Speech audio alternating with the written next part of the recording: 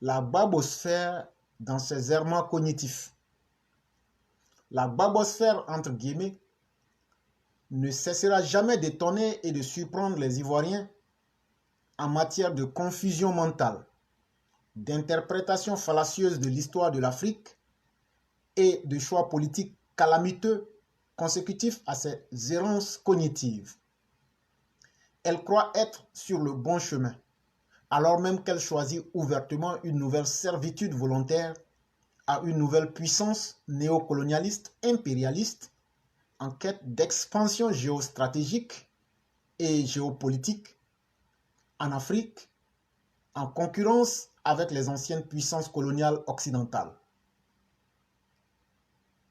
Elle croit incarner la démocratie alors qu'elle prend ouvertement pour modèle politique la dictature, l'autocratie et le coup d'État.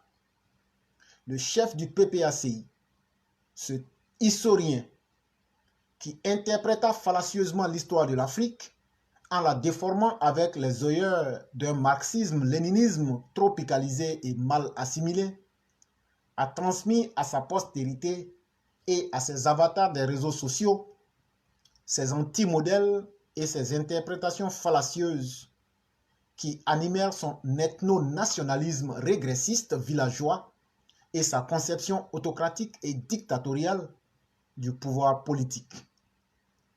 L'un des crimes irrémissibles de M. Laurent Gbagbo fut, comme je l'ai montré dans un article dédié « L'origine des enfants microbes en Côte d'Ivoire », d'avoir corrompu psychiquement une partie de la jeunesse ivoirienne et de lui avoir transmis en héritage ses anti-modèles. L'œuvre de reconstruction nationale et de démocratisation en Côte d'Ivoire doit être menée en tenant compte de ce lourd héritage. Ce d'autant plus que le chef du PPACI tira profit d'un procès judiciaire bâclé à la CPI, grâce auquel il a pu se décharger de ses responsabilités politiques, de sa culpabilité pénale pour se poser en victime.